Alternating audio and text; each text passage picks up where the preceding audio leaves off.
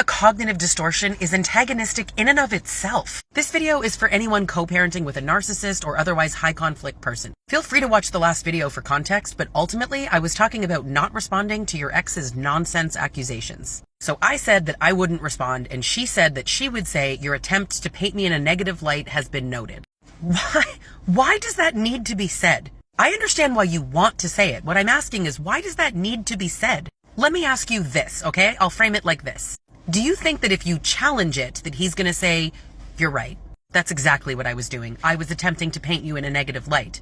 Of course not. It would obviously irritate the high conflict or narcissistic co-parent. I just don't understand what the function of that is. The example used in the previous video was a high conflict co-parent saying you feed the kids ice cream every night. So if you're not doing that, and quite frankly, even if you are, why respond? I'll tell you the answer. It's your ego.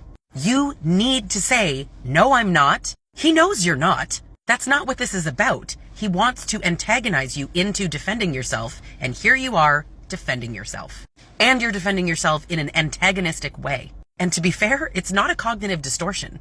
A narcissist is attempting to get you to defend yourself, and you decide, I'm going to go ahead and play right into that. Like, picture how the conversation goes. You feed the kids ice cream every night. No, I don't. Yes, you do. Meh, meh, meh, meh, meh. Me personally, I have much better things to do with my time. When we talk about staying child-focused and only communicating with your ex when it pertains to the child's health and well-being, how on earth does this fit into that? If you actually think that an accusation about feeding the kids ice cream every night is about the kids, I need you to step back and reevaluate everything that you're thinking and doing. All of it. Truly, truly, I would rather walk barefoot on Lego through fire than willfully engage in a nonsensical back and forth with my abuser. You will never be standing in front of a judge talking about the frequency with which you serve your children ice cream or not.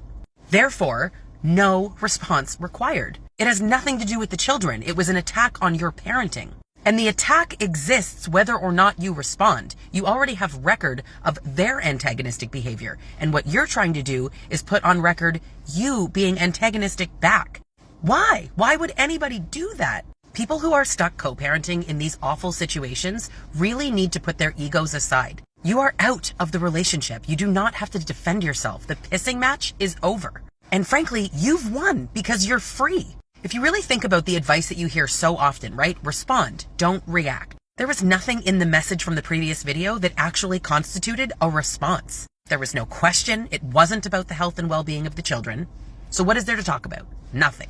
Now, the last point that I actually want to make is that the comment, can you help me understand, is antagonistic. Just the question. I see coaches on this app telling victims to respond to their ex and even say, can you help me understand why you feel that way? Why would you ever in a million years subject yourself to ask your abuser why they think you're a bad mother? What? Like, where do these coaches learn this shit? You know, I just want to be clear. These are the same coaches telling you that the family court system is corrupt and people are losing their children. And I'm not complimenting family court system, let me tell you. And honestly, I truly mean this. There's no shade to the person who wrote this comment because there are far too many people out there with this exact same line of thinking. When you engage in this kind of nonsense, this back and forth, I'm telling you, judges cannot see who the problem is. It looks like both of you are the problem. And I'm sorry to be the one to tell you, but it's because you both are. I believe that he's the abuser and you're the victim, but you are both the problem in the post-separation co-parenting.